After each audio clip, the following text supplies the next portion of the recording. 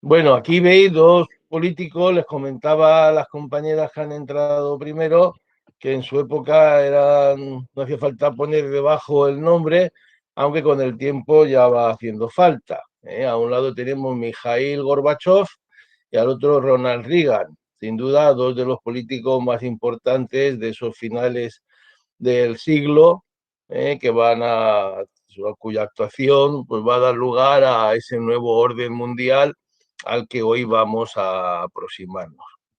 Fijaros que aquí tenemos el temario y el tema que hoy iniciamos es el tema 7. Como podéis ver, el tema 7 tiene 3, que son 4 epígrafes que hay que comentar. Es un tema muy valorado por el corrector, si sale, porque es un tema de actualidad. Hablaremos del fin del socialismo real y el nuevo orden mundial. Y bueno, del nuevo orden mundial igual dejamos algo para el próximo día. Veremos la Unión Europea y la globalización y sus consecuencias. Aquí veis el esquema de lo que vamos a dar en este tema, que abarca desde el año 89 al momento presente. Fijaros que empezaremos a hablar de la perestroika y la caída del socialismo real, pasaremos a los conflictos del 90, la división de Yugoslavia y del Golfo, las guerras del Golfo, el nuevo orden mundial, haciendo un pequeño repaso a las nuevas potencias como Rusia, como China, la amenaza yihadista, los nuevos retos de ya el siglo XXI, y hablaremos también de la gran recesión con una línea para la pandemia que vivimos. Luego hablaremos en días próximos de la Unión Europea y terminaremos hablando de la globalización y sus consecuencias y refutando o comentando las teorías que se han desarrollado al respecto, la del fin de la historia o la del choque de civilizaciones. Bueno, el tema principal de hoy es el fin del socialismo real. Y el socialismo real hay que decir que va a ser destruido, va a desaparecer en Europa como consecuencia de la crisis del sistema que dio lugar a la perestroika. No se trata de que la perestroika provocara el fin del sistema, sino que la perestroika fue un intento fallido, probablemente contraproducente, quizás, de detener la crisis en la que había caído el sistema socialista en la Unión Soviética y en los países aliados de la misma. Fijaros que en marzo del 85 ocupa el poder, es nombrado un hombre jovencísimo para lo que era la gerontocracia habitual en Rusia, con gobernantes como Andropov o Chernienko, que estaban por encima de los 80 años, y se nombró un hombre de apenas 54 años, un técnico con ideas claras, con arrojo para afrontar los problemas, como esa economía, fundamentalmente al borde de la bancarrota tras años de estancamiento, y la crisis moral, incluso ideológica, de escepticismo general en el que había caído la Unión Soviética, que hacía muy difícil, por no decir imposible, mantener la rivalidad, la paridad que se decía con los Estados Unidos. Debemos recordar que en ese momento Rusia, la URSS, está en una guerra que parece inacabable, que tiene muy difícil ganar, como es la guerra de Afganistán, y eso va a ser también un revulsivo en esta evolución. Para Gorbachev, por lo tanto, la alternativa era o mantener la Guerra Fría, que ya veremos por qué era inviable, o acercarse a Estados Unidos para buscar pues, ayuda económica en Occidente, pero a cambio de apertura, de transparencia, y de ahí esos dos términos que se hicieron famosos, que significan reestructuración, es el nombre de perestroika, y transparencia es la traducción de glasnost, dos palabras nunca utilizadas en la política rusa y que anunciaban nuevos tiempos. Fijaros que la URSS estaba sometida a una serie de contradicciones, como manifestó un estudioso, un politólogo famoso, Johann Galtung. Por una parte, contradicciones entre la Unión Soviética y los países satélites. Por otra parte, entre la nación rusa, internamente en la Unión Soviética, y otras naciones que deseaban su autonomía. Luego había una ciudad, las ciudades desarrolladas, mientras el campo vivía en el atraso. Y al mismo tiempo la burguesía socialista, la burocracia socialista, era la que controlaba el sistema, mientras la clase trabajadora, de alguna forma, padecía un estancamiento económico. Esa burguesía vivía con una cierta abundancia, liquidez, mientras que había una falta generalizada de productos de consumo. En definitiva, para Galtung lo que había era un contraste entre el mito socialista, que utilizaba la propaganda, y la realidad que la gente vivía. No sé si alguien quería entrar o algo, o alguien se ha ido. Voy a admitir. Vale, vuelvo. Y seguimos. Vale. Aquí vemos la imagen de Gorbachov y lo que es más novedoso, su esposa. Los miembros de la gerontocracia anterior eran hombres muy mayores cuyas esposas pues no se mostraban porque eran personas ya de una edad muy avanzada, mientras que los Gorbachov hicieron una campaña pública de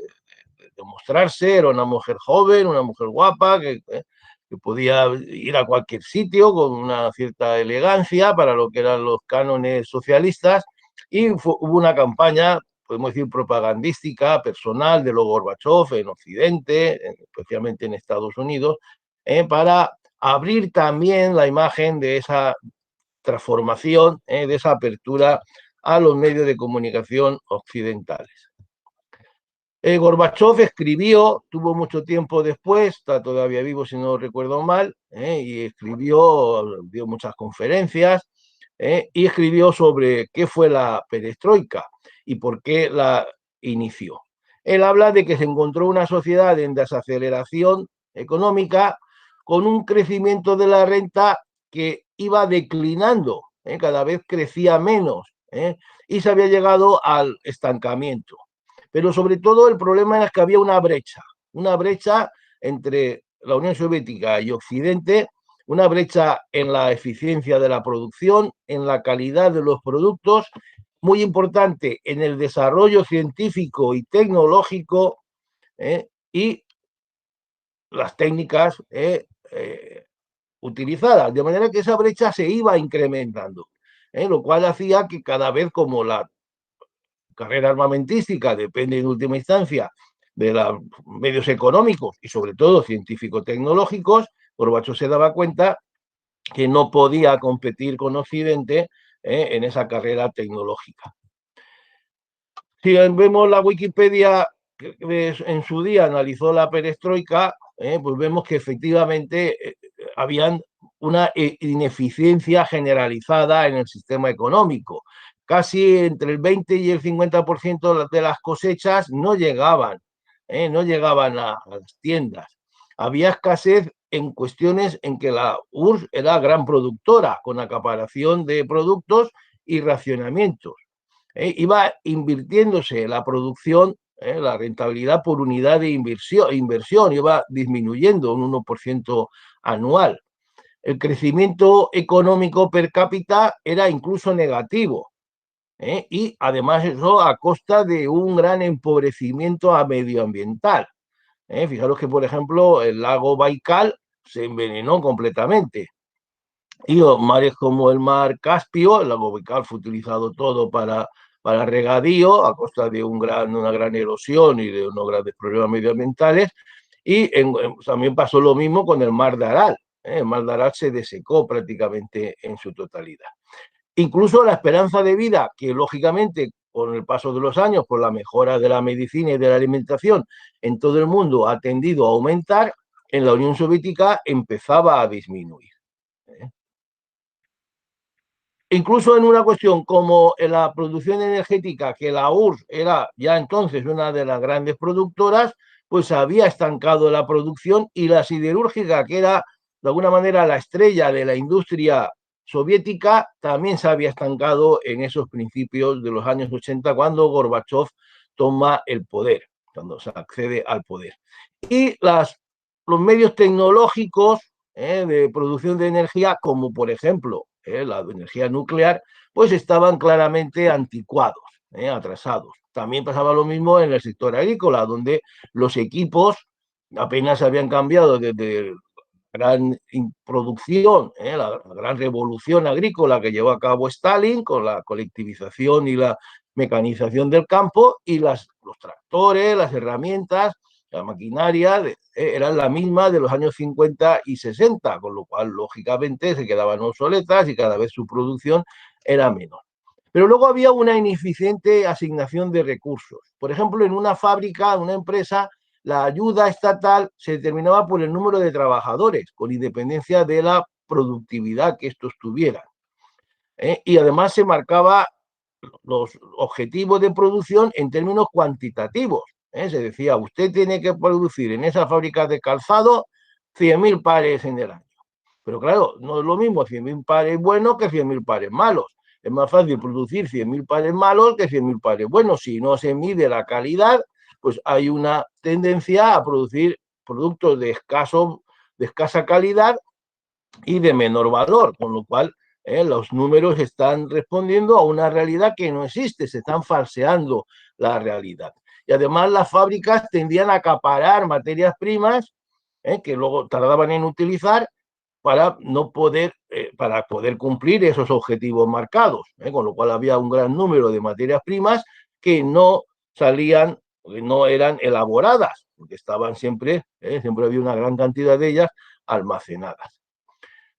Los presupuestos blandos, es decir, subvencionar a quien no es eficiente, pues no permitían la supervivencia de las empresas más aptas, que es lo típico que pasa en una economía de mercado, donde la empresa más apta elimina del mercado a la empresa más ineficiente.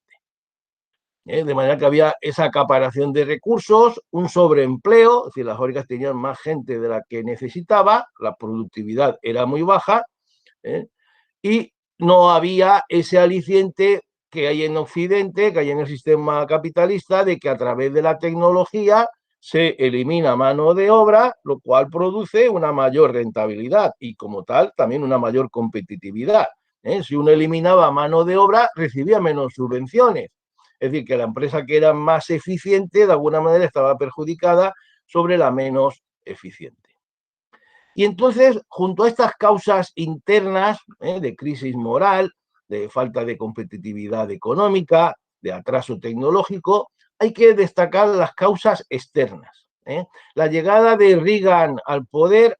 fue importantísima. Reagan, no olvidéis, que era republicano, que llega al poder después de una etapa de crisis también en la política exterior norteamericana, y llega con una gran agresividad hacia el mundo socialista, hacia el mundo, hacia la URSS y sus aliados. Y lo primero que va a plantear, en un planteamiento a largo plazo, porque ni siquiera ahora se ha completado del todo, es lo que se llamó la iniciativa de defensa estratégica.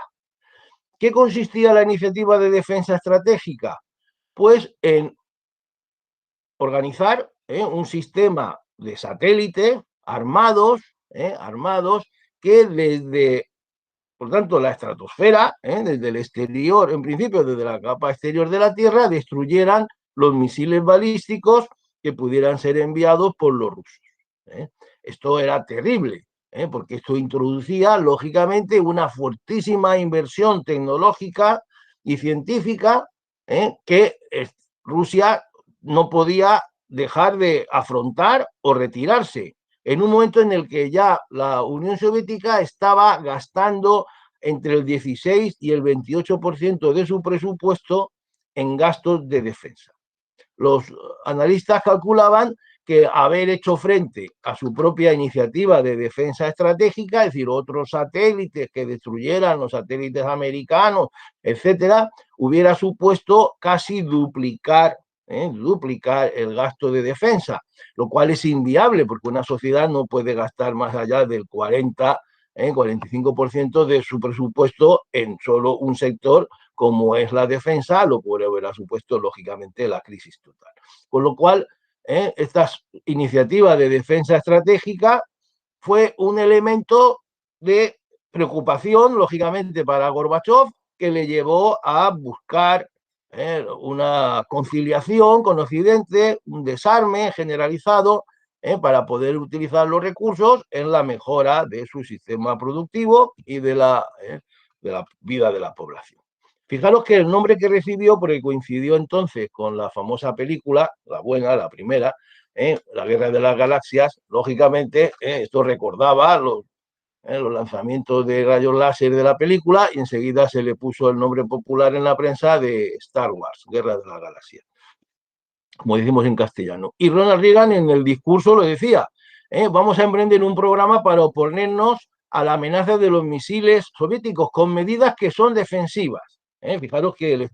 el símbolo es un escudo, lo identificáis todo, es un escudo en el espacio, es el símbolo de la iniciativa del Departamento de Defensa. Pero claro, a nadie se le escapa que si tú y yo tenemos una espada, estamos en igualdad de condiciones, pero si yo tengo además un escudo, pues claro, tengo mejores condiciones que tú. Cuando tú me des con tu espada, yo te paro con mi escudo y quedas a mi merced. Él dice, ¿podrá la gente libre seguir segura sin saber que para su seguridad, no es que su seguridad no se apoya en la amenaza de inmediatas represalias, sino que podamos interceptar y destruir los misiles balísticos estratégicos antes de que alcancen nuestra propia tierra o de nuestros aliados? Es decir, ya no se trata de el miedo, es decir, que no nos van a enviar los misiles porque nosotros se los vamos a enviar a ellos, sino que si nos envían los misiles los vamos a parar en el aire y por lo tanto no tenemos necesidad de enviar los nuestros, pero claro, quedan a merced de lo nuestro porque ellos no tienen ese escudo. Esto, repito, era militarmente terrible porque solamente con ese gasto extraordinario los rusos podían haber hecho frente a esta amenaza. Y luego estaba cómo se evidenció ese atraso tecnológico en el año 86, pues se produjo el accidente tremendo, vosotros quizás no lo vivisteis porque son muy jóvenes, pero de Chernóbil. Chernóbil fue una explosión por unas pruebas que estaban haciendo para completar la puesta en funcionamiento de la central nuclear, una central nuclear que no tenía como la de Occidente una segunda capa de cemento armado de protección sobre el reactor, por evitar costes, evidentemente, y se produjo por un mal funcionamiento una explosión que hizo saltar el techo de 100 toneladas métricas del reactor, provocando una salida de productos de fusión a la atmósfera que dio varias vueltas a la Tierra, porque esto enseguida influyó en Suecia, en Dinamarca, y se difundió, digamos, por todo el mundo una cierta radioactividad. Pero claro, no solamente fue la explosión, es que aquello se quedó allí ardiendo al rojo vivo, a 2500 grados e impulsando humo radioactivo. Y sabéis que unos héroes, porque no se puede decir de otra manera, los héroes del mundo soviético tuvieron que entrar allí, arrojar una serie de productos con helicópteros, luego se hizo, como sabéis, una especie de coraza de cemento armado, y claro, aquello evidenció lo que decimos, el atraso tecnológico, y puso de manifiesto pues, el problema, un problema que aquí podéis ver en esta diapositiva los efectos que tuvo: 4.000 muertes de carácter casi inmediato, otras 5.000 en los territorios colindantes, y un cálculo de Greenpeace de unos 200.000 muertos por cáncer en 20 años. Ante esta situación, Gorbachov optó por el repliegue. Optó no por la rendición incondicional, pero sí por detener la Guerra Fría. Lo primero que hizo fue, en el año 89, retirar las tropas de Afganistán. Se dio cuenta que era una guerra que le estaba desgastando interna y externamente, y abandonó a los comunistas de Afganistán, digamos, a su propio destino. Replegó sus tropas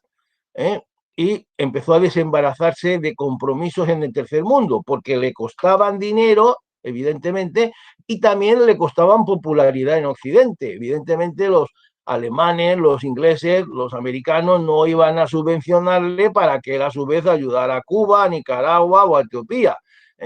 Y entonces se fue retirando, retiró la ayuda económica a Cuba, que fueron los años peores para el régimen de Castro, puso fin a la ayuda a los sandinistas en Nicaragua, hizo frenar la guerra entre Etiopía y Eritrea, que se declaró independiente, y sus seguidores, por decir, los prosoviéticos de Afganistán, pues acabaron perdiendo la guerra, lo mismo que se retiró el ejército vietnamita de Camboya, en este caso también por la presión de los chinos.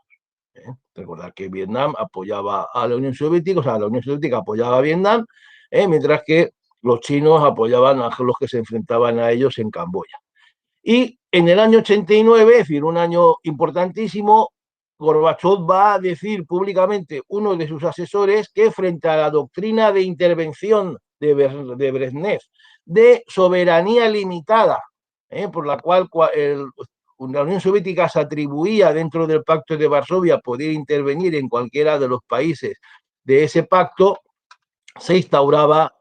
dijo el asesor, la doctrina Sinatra. Luego veremos lo que significa, pues con la famosa canción de Sinatra, My Way, cada uno a su manera. Esto fue pues, algo de lo que propició, como veremos, la caída del régimen comunista en muchos países. Ahora bien, ¿cuál fue la valoración real de la perestroika? Era muy prestigiosa en el extranjero. De hecho, Gorbachov empezó a recibir ayudas importantes de tipo económico, aunque no todas las que necesitaba. Hay que decirlo que el Occidente no le apoyó todo lo que hubiera necesitado y de alguna manera lo dejaron caer, lo dejaron caer. El fracaso de la perestroika desde el punto de vista económico fue tremendo, pasó a depender de las ayudas occidentales. La autonomía que tuvieron las empresas no la pudieron aprovechar favorablemente, se fomentó el cooperativismo que tampoco tuvo grandes resultados, porque la gente no estaba acostumbrada a trabajar con responsabilidad y a competir. Se aplicó una reforma agraria que primó la productividad, esta sí que funcionó más o menos bien, pero no se llegó a abandonar la dirección central, porque se produjo desabastecimiento, precio controlado, hubo miedo al mercado por la falta de competitividad de las empresas, y eso hizo que jugar, por decir así, entre dos aguas, Gorbachov se desprestigió por su izquierda, es decir, por los radicales comunistas, pero en la derecha se le acusó de inmovilista. La derecha liberal, que estaba representada por Yeltsin, que había sido alcalde de Moscú y luego será presidente de la República de Rusia. De manera que también pasó lo mismo en el reformismo político. Gorbachov quiso mantenerse entre las dos líneas de presión, la línea recalcitrante de la vieja guardia del Partido Comunista y la presión de los liberales, los reformistas de Yeltsin. Yeltsin, fijaros que en las primeras elecciones que hubo abiertas, obtuvo casi el 90% de los votos en Moscú, de donde ya había sido alcalde y había sido cesado. Y después, repito lo que he dicho, que será en el año siguiente, ganará las elecciones en la República Federal Soviética de Rusia, que pronto dejará de ser soviética. Gorbachov separó el cargo de presidente de la URSS y del Partido Comunista de la Unión Soviética, se fue acabando con el partido único, pero las repúblicas de los territorios sometidos, que habían sido conquistados, no se habían unido voluntariamente, habían sido conquistados por Stalin, empezaron a ganar las elecciones los independentistas y a manifestarse en la calle contra la continuidad de la Unión Soviética. De hecho, en el año 90 el ejército soviético invadió la capital de Lituania y paró lo que era la independencia de este territorio, que luego vendrá un tiempo después. Fijaros que, por lo que hace a toda Europa, esa sustitución de la doctrina Brezhnev junto al fracaso económico que también sufrían esos países, que además veían, porque se veía incluso, digamos, por la televisión clandestina y por la radio que se emitían desde Occidente para desgastar, y todo hay que decirlo, ¿no? Para desgastar al régimen comunista, se veía como Occidente progresaba, mientras que ellos estaban estancados. Por ejemplo, en Alemania esto era imparable, porque se veían las televisiones de la República Federal y sobre todo de Berlín. Y cada uno de estos países empezó a moverse, a tener su propia evolución desde el régimen comunista hacia un régimen aperturista. Fijaros que se inició en la primavera del 89 y en la del 91 ya se había completado el proceso, porque ya en ese año se disolvió el Pacto de Varsovia y el Comecon. Entre abril y junio se disolvieron las dos instituciones que daban coherencia a esta alianza de países comunistas. El proceso se inició en Polonia. Hay que decirlo porque además Polonia tenía sus propias características que luego comentaremos brevemente, y solo en China la implicación del ejército, hay que decirlo, con el Partido Comunista, pero también el proceso económico ya iniciado de apertura, que había producido ya una gran transformación, permitió que el régimen comunista de partido único se mantuviera. Pero como todos sabéis, se ha mantenido el régimen comunista de partido único, pero sin comunismo económico, porque si hay un país hoy donde hay más diferencias sociales, donde hay un capitalismo posiblemente más salvaje que en ningún sitio, precisamente es China. En el resto de los países socialistas, bueno, en el resto, en Europa, porque tampoco vamos a hablar de Cuba, que se mantuvo el comunismo de tipo soviético o de dirección central, en el resto, en Europa, todos los ejércitos de estos países comunistas se mantuvieron neutrales, pasivos. Claro, eso tuvo un precio, y es que hubo que respetar el estatus de todos los generales, de todos los mandos que propiciaron el cambio político, porque evidentemente, si como había pasado en Hungría, como pasó en Checoslovaquia en la primavera de Praga, el ejército hubiera intervenido a favor de mantener el status quo del comunismo, pues las revoluciones liberales no hubieran triunfado. Y en ningún sitio fue violento, precisamente por eso, porque los regímenes no se opusieron con las armas, salvo en Rumanía, en ningún sitio fue violento. Los partidos comunistas se fueron adaptando, fueron cambiando sus directivos, introduciendo personalidades reformistas más jóvenes. En algunos casos se vieron desbordados y en otros se transformaron en partidos socialistas, socialdemócratas, equiparables, por decir así, al PSOE de aquí de España o al Partido Socialista francés, y en algunos sitios incluso siguieron gobernando durante algún tiempo o volvieron a gobernar después, como es el caso de Bulgaria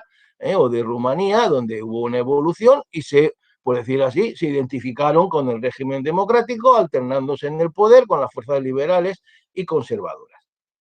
Pero esto llevó consigo, lógicamente, la exaltación del nacionalismo, que en muchos casos era antirruso, no lo olvidemos, como el caso de Polonia. Y esto llevó, por ejemplo, a problemas con las minorías, que vemos que todavía persisten, o a la separación de Checoslovaquia, como sabéis, en dos países, en Chequia y en Eslovaquia.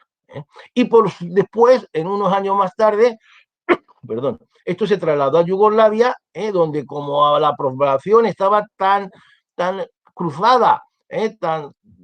tan liada, por decir así, que no había pureza en ningún sitio de etnia ni de lengua, pues se produjo una serie de guerras civiles cuya consecuencia, como sabéis, fue la aparición de numerosos nuevos países y la limpieza étnica, de manera que en cada territorio lo que se hizo fue expulsar a quienes no correspondían con la mayoría, a quienes por su religión o su origen racial se encontraban en minoría. Sabéis que empezó en Eslovenia, luego Croacia, luego Bosnia, al final Kosovo, luego lo comentaremos. Esta es la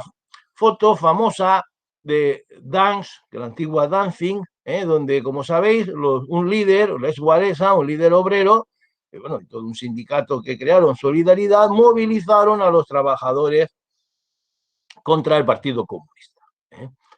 Esto vino, de alguna manera, como todos sabéis también, os recordáis, unido a un elemento, ya venía, lógicamente, antes, habían habido huelgas anteriormente, por los precios de los alimentos, por la falta de libertades, la importancia del papel de los católicos y de la Iglesia Católica en Polonia era extraordinaria, pero aquello vino reforzado cuando el Papa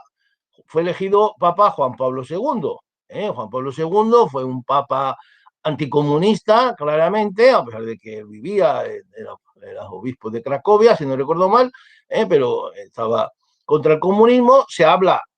claramente de una alianza expresa, que él que tuvo el Papa con Ronald Reagan, comprometiéndose ambos a actuar contra el comunismo real, en la que también Margaret Thatcher tuvo alguna participación, y desde la Iglesia, con dinero de Occidente, sin ninguna duda, se favoreció el desarrollo del sindicato Solidaridad, dirigido por Lech Walesa, que emprendió una serie de huelgas con un gran apoyo. Es un sindicato que creció rapidísimamente, enseguida tuvo millones de afiliados, a pesar de ser clandestino, y eso llevó a que dentro del Partido Comunista hubiera, pues en realidad, un golpe de Estado, un autogolpe de Estado que llevó al poder al general Jaruzelski, con lo que directamente, por decir así, el Partido Comunista casi podemos decir que fue sustituido por los elementos directivos del ejército que impusieron la ley marcial y arrestaron a los principales líderes. Claro, la reacción del Papa fue sucesivas visitas al país, y al final incluso Occidente apoyó a Solidaridad dando el Premio Nobel de la Paz a Walesa. Y eso llevó, pues, lógicamente, a una cierta reacción. Famoso padre Popielusco fue secuestrado y asesinado por agentes comunistas, lo cual le dio al movimiento el mártir que de alguna manera también necesitaba. Y una nueva tercera visita del Papa, creo que el Papa no salía de Polonia, en pocos años hizo 3 visitas.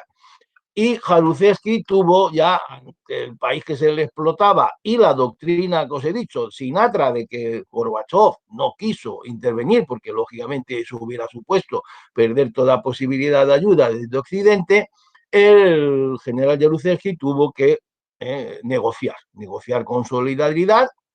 de la cual estaba lógicamente el apoyo de la Iglesia Católica, y en los famosos acuerdos de abril del 89 se reconoció el sindicato y se aprobó un proceso de transición democrática. Esto llevó a Mazowiecki, que era un dirigente de Solidaridad, al gobierno, y en última instancia a Walesa a la presidencia del país ya en el año 90. Fijaros cómo apenas año y poco se pasó de un sindicato clandestino a un presidente Walesa, líder de ese sindicato. En Hungría, donde estaba vivo, lógicamente, el recuerdo de lo que había pasado en los años 50, y todavía gobernaba János Kádár, que había sido quien había sustituido a los gobernantes comunistas reformistas, pues se le expulsó previamente del poder a este hombre ya bastante mayor, y hubo un intento reformista, pero ya en la primavera del 89 se abrió paso al multipartidismo y se disolvió el Partido Comunista, que se llamaba Partido Socialista Obrero Húngaro, y se aprobó una constitución democrática. Fue uno de los primeros países donde ascendió al poder una fuerza antidemocrática y abrieron las fronteras. Esto fue importante porque al abrir Austria sus fronteras favoreció la salida, hay que decirlo, a través de Austria, la salida de elementos, sobre todo de Alemania, que hacían un recorrido de Alemania democrática a través de Checoslovaquia, Austria, y pasaban a Hungría y pasaban a Austria, lo cual repercutirá en la República Democrática Alemana. En China, sin embargo, en la primavera de Pekín, como todos sabéis, se desarrolló, llegó la perestroika, los estudiantes se movilizaron, ocuparon la plaza de Tiananmen, hicieron la famosa estatua a la diosa de la democracia, pero el 3 de junio el ejército popular chino, el ejército mandado por el Partido Comunista, invadió la plaza. Todos recordáis las famosas imágenes de los estudiantes que se ponen delante de los carros, los cuales, aunque sea simbólicamente, pasaron por encima. Aquí vemos una de esas fotos, la estatua de la diosa de la democracia. Hubo una matanza que no está totalmente cuantificada de algunos de estos estudiantes, que fueron encarcelados por miles, por centenares de miles, se habla de reprimidos, y muchos abandonaron posteriormente China, otros fueron encarcelados, y triunfó de alguna manera el Partido Comunista, pero repito, aumentando la reforma, incrementando las reformas, porque eran conscientes de que el progreso económico en el que ya estaban iniciados era la manera de mantener la política del partido, el dominio del Partido Comunista. La República Democrática Alemana era, en teoría, aparentemente este Honecker, era el comunismo que mejor funcionaba, por la eficiencia alemana posiblemente, aunque, como sabéis, se protegía de la emigración de sus habitantes a través del famoso muro de Berlín, que aquí lo vemos representado, y que no solamente estaba en Berlín, sino que se extendía con alambradas por toda la frontera para evitar la salida, sobre todo del personal cualificado, que era lo que más evidentemente le hacía. Aquí vemos la imagen juvenil, triunfadora, de esa república, que tenía grandes éxitos deportivos, como sabéis, sobre todo en el deporte femenino, y que quería dar una imagen de un país más evolucionado, más desarrollado económicamente. Pero claro, el contraste con la otra Alemania, que había vivido un auténtico milagro económico, era muy grande. Aquí vemos un sello conmemorativo de Honecker con Brezhnev, que era, repito, en teoría era un poco el país que mejor funcionaba, pero el contraste, repito, con la Alemania federal era muy grande. Al abrirse la frontera por Hungría, se produjo la brecha, empezó a huir gente y esto hizo que los comunistas se asustaran. Hicieron enseguida dimitir a Honecker, que venía de acababa de felicitar al embajador por lo que había pasado en China, y en ese momento también Shevardnadze, que era ministro de Exteriores de la URSS, fue cuando, a través de un asesor, en realidad, Gerasimov, anunció la doctrina SIGA, que la URSS no iba a permitir que sus tropas mantuvieran ningún régimen, sino que cada uno tenía que tener su propia evolución. Honecker fue sustituido, se introdujo un reformista. La gente, como sabéis, si sabéis la anécdota, dijo que algún día se abriría el muro, pero se interpretó como que se abriría al día siguiente. La gente fue hacia el muro, los policías no se atrevieron a disparar contra la gente atravesó el muro en esa famosa noche, y aquello precipitó todo. Y enseguida el ejército no apoyó ningún tipo de represión, esto es importantísimo, y enseguida se dieron cuenta de que el pueblo que se manifestaba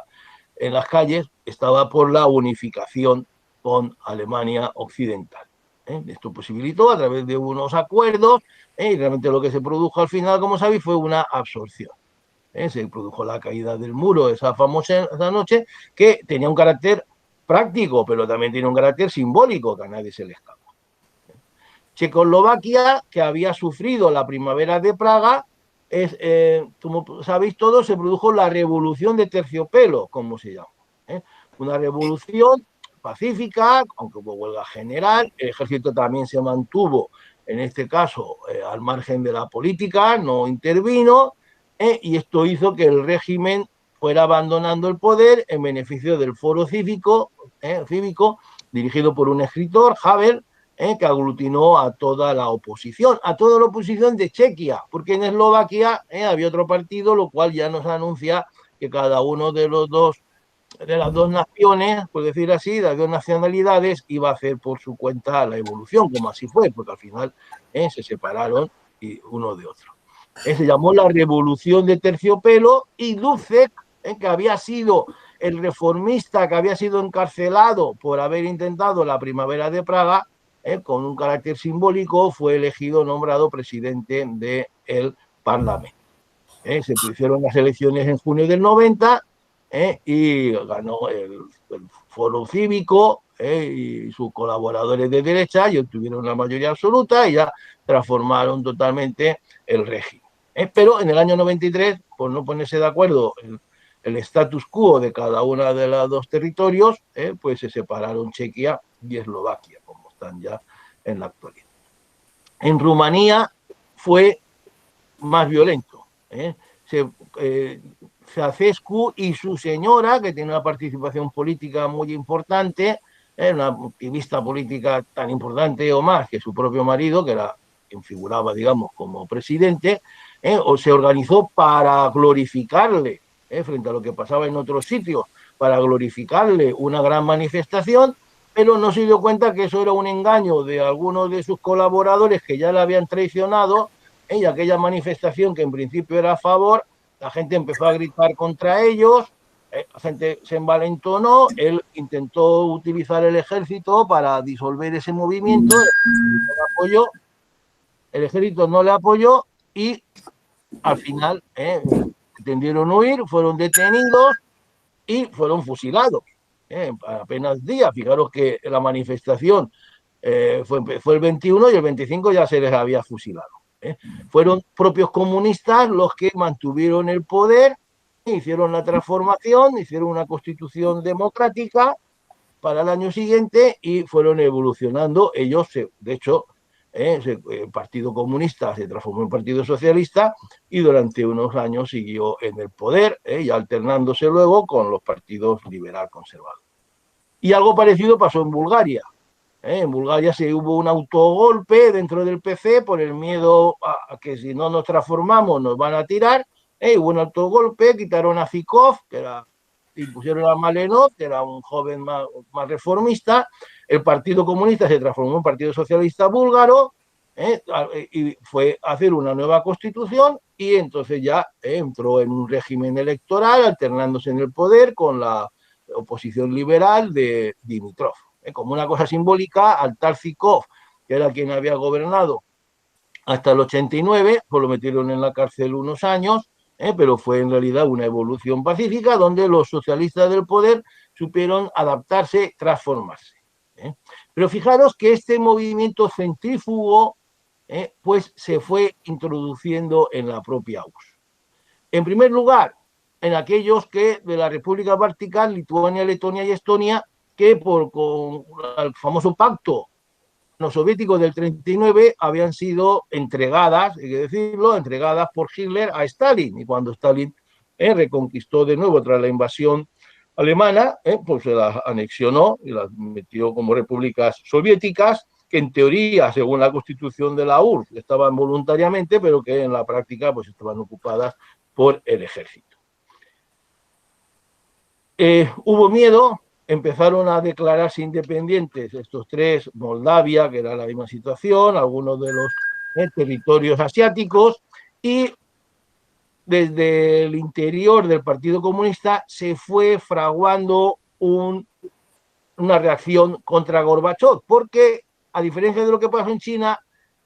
la URSS no evolucionó económicamente, el apoyo financiero prometido no fue suficiente, y Gorbachov se encontró con que tenía el desprestigio hacia el interior de que aquello se estaba descomponiendo sin la fuerza que le hubiera dado una gran ayuda económica que le hubiera podido permitir. Algunos dicen que Occidente le dejó caer Reagan, Thatcher y los directivos de Alemania le dejaron caer para favorecer esa evolución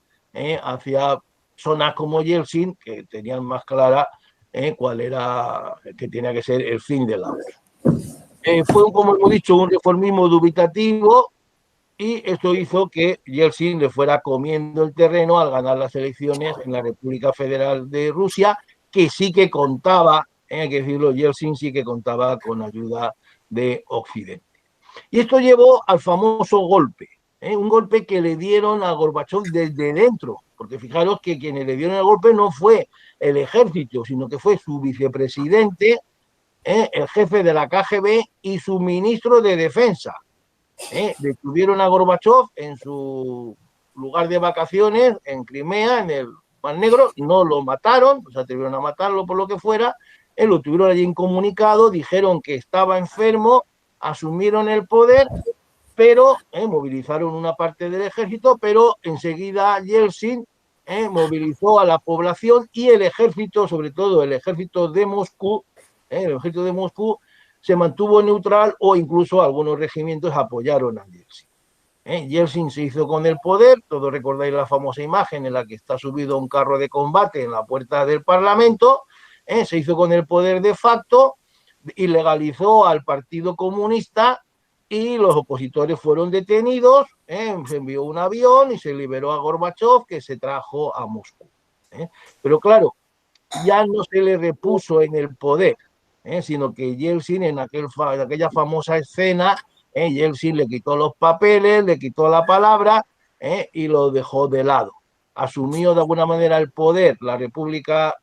Rusa, a la vez que las otras repúblicas, Ucrania, Bielorrusia,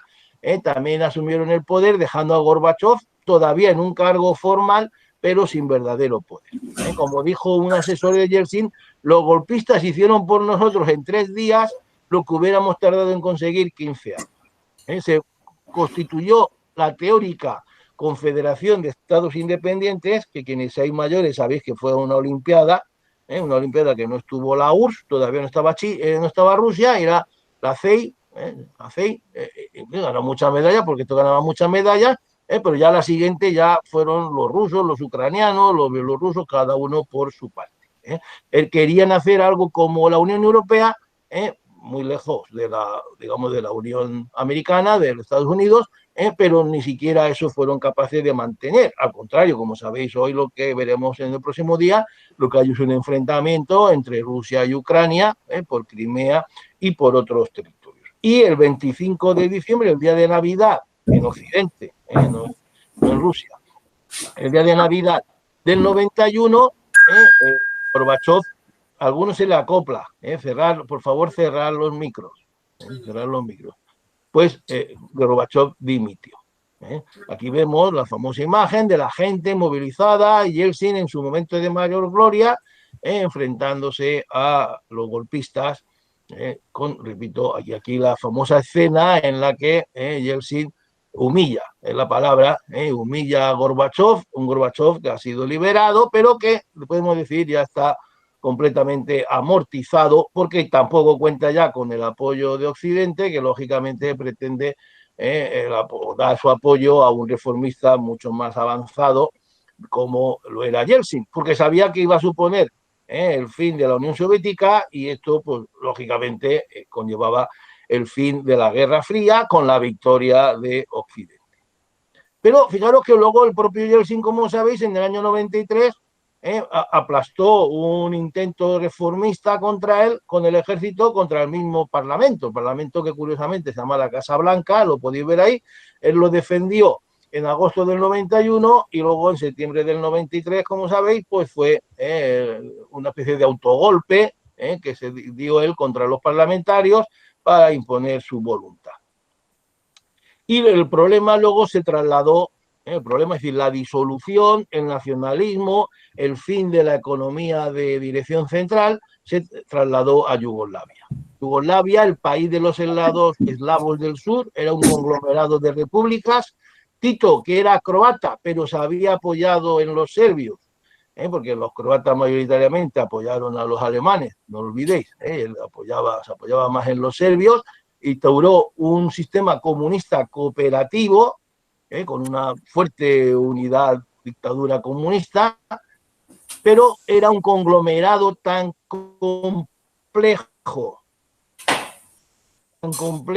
de naciones que en cuanto se debilitó el poder central, pues lógicamente se favoreció la centrifugación, es decir, la salida, la ruptura. Fijaros que los serbios son ortodoxos y hablan una lengua que era la misma, porque hoy ya no lo es, hoy ya no se llama el serbio-croata, ya se habla de serbio y de croata, pero era la misma lengua el serbio-croata, pero ellos lo escriben como los griegos y los rusos, con carácter cirílico. Los croatas que hablan la misma lengua, sin embargo, son católicos, la escriben con caracteres latinos, como nosotros. Los bosnios son musulmanes, pero dentro de Bosnia, como sabéis, hay muchos serbios y muchos croatas. Los eslovenos son católicos y no hablan el serbio-croata, sino que hablan el esloveno. En Macedonia son ortodoxos, pero un 25% son musulmanes que hablan albanés. Y en Montenegro hablan serbio-croata, pero también hay una importante minoría musulmán albanesa. Es decir, era, como podéis ver en el mapa, un conglomerado de naciones con gran diversidad racial en su interior, lingüística, religiosa, lo cual favoreció esa fragmentación. Los serbios estuvieron oponiéndose con guerras en cada uno de los territorios, la guerra de Eslovenia, la guerra de Croacia, la guerra de Bosnia, defendiendo más que la unidad a sus minorías en estos territorios, hasta que llegó la guerra, como sabéis, a la propia Kosovo, que había sido tradicionalmente Serbia, pero que estaba mayoritariamente apoyada,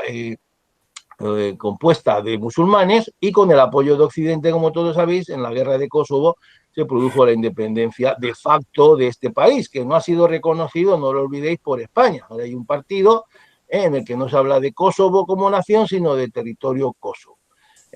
Y fijaros cómo Macedonia se ha hecho independiente con el problema de su denominación que no es aceptada por Grecia, y sabéis que en Croacia y en Bosnia hay unos territorios mayoritariamente ocupados por serbios, habitados por serbios, que de hecho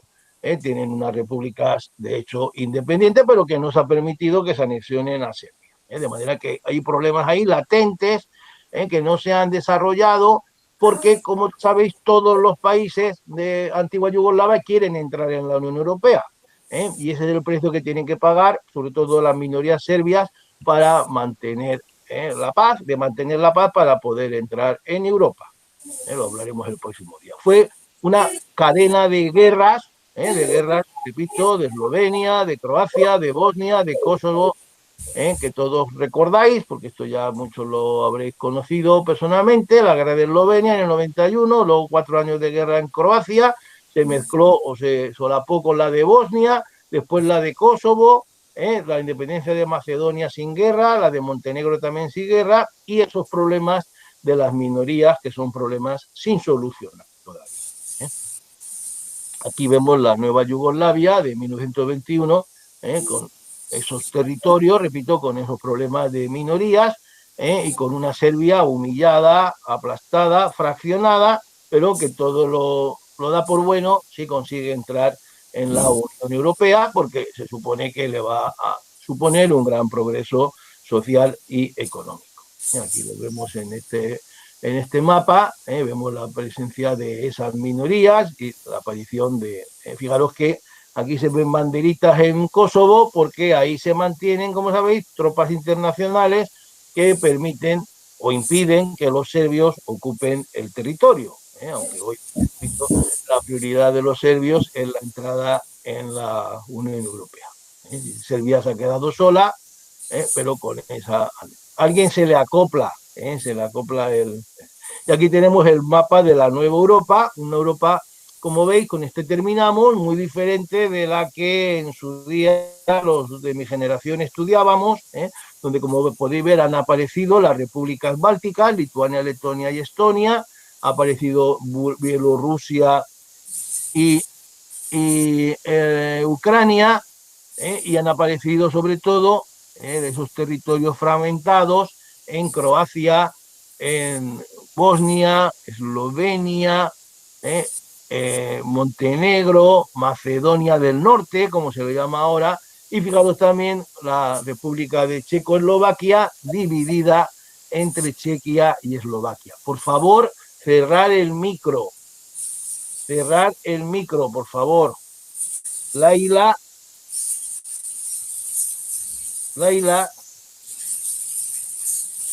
se ha ido y nos ha dejado el micro. José Miguel, creo que la puedes silenciar tú. No la puedo silenciar. Espérate. Hay alguna opción y le puedes apagar el micro.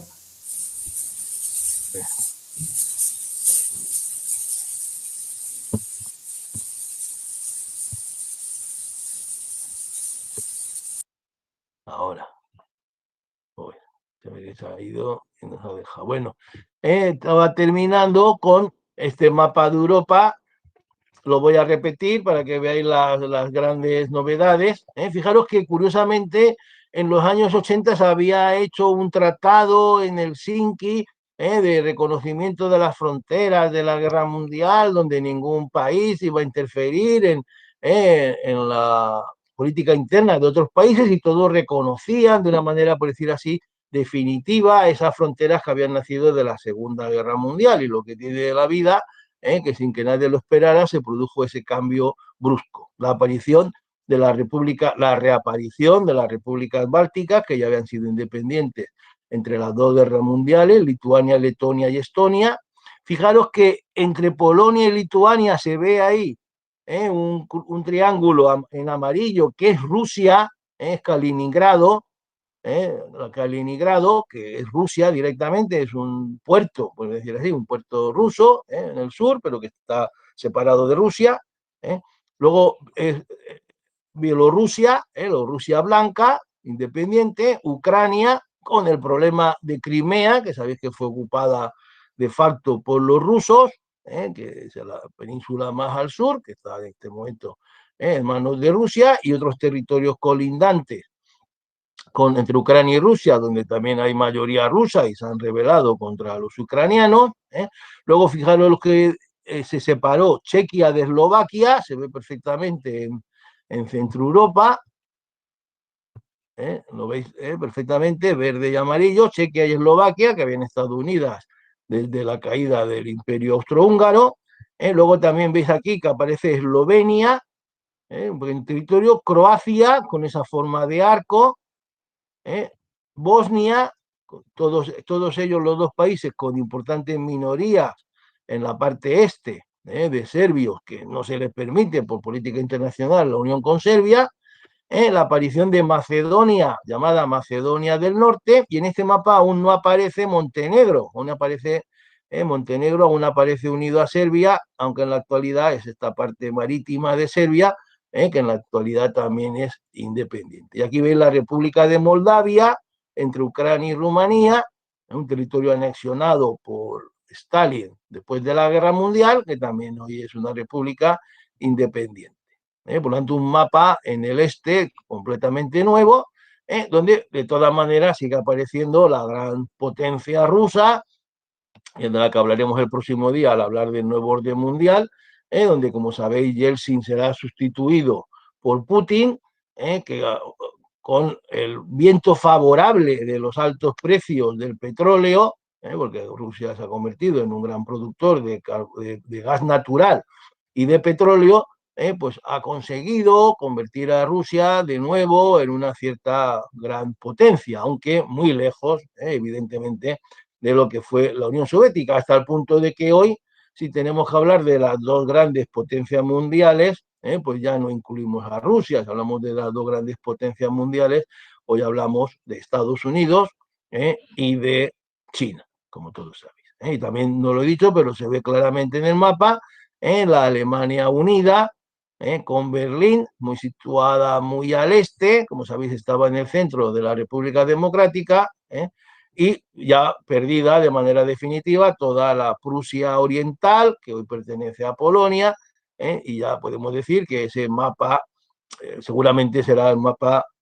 consolidado, nadie sabe lo que puede pasar en el futuro, pero ahora todos estos países pertenecen a una misma comunidad, que es la Comunidad Europea, que analizaremos también el próximo día.